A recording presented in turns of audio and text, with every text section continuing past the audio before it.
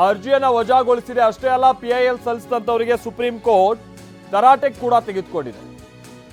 ನಿವೃತ್ತ ಜಸ್ಟಿಸ್ಗಳು ತನಿಖೆ ನಡೆಸೋದಕ್ಕೆ ಇರೋದಲ್ಲ. ಏನ್ ನಿವೃತ್ತ ಜಸ್ಟಿಸ್ಗಳ ಕೆಲಸ ತನಿಖೆ ನಡೆಸ್ತಾ ಕೂರೋದ?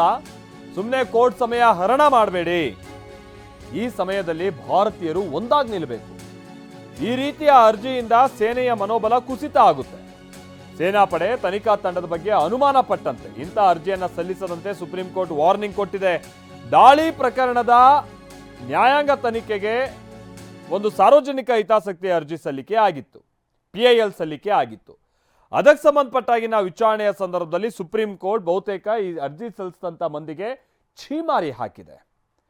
ಈ ಥರದ ಅರ್ಜಿಯನ್ನು ನೀವು ಹಾಕೋದೇನಿದೆ, ಇದು ಈ ದೇಶ ಇಂಥ ಸಂದರ್ಭದಲ್ಲಿ ಭಾಳ ಒಗ್ಗಟ್ಟಿನಿಂದ ಇರಬೇಕು.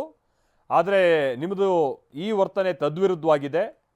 ನಾವು ಸೇನೆ ಹಾಗೆ ತನಿಖಾ ಏಜೆನ್ಸಿಗಳ ಮೇಲೆ ಡೌಟ್ ಪಟ್ಟಂಗಾಗುತ್ತೆ. ಇಂಥ ಟೈಮ್ನಲ್ಲಿ ಈ ರೀತಿಯಾದಂಥ ಅರ್ಜಿಯನ್ನೆಲ್ಲ ನೀವು ಸಲ್ಲಿಕೆ ಮಾಡ್ತಾ ಕೂತ್ರೆ ಅವರ ಮನೋಬಲ ಕುಗ್ಗಿಸಿದಂತಾಗುತ್ತೆ ಅಂತ ಕೋರ್ಟ್ ಅಭಿಪ್ರಾಯಪಟ್ಟಿದೆ.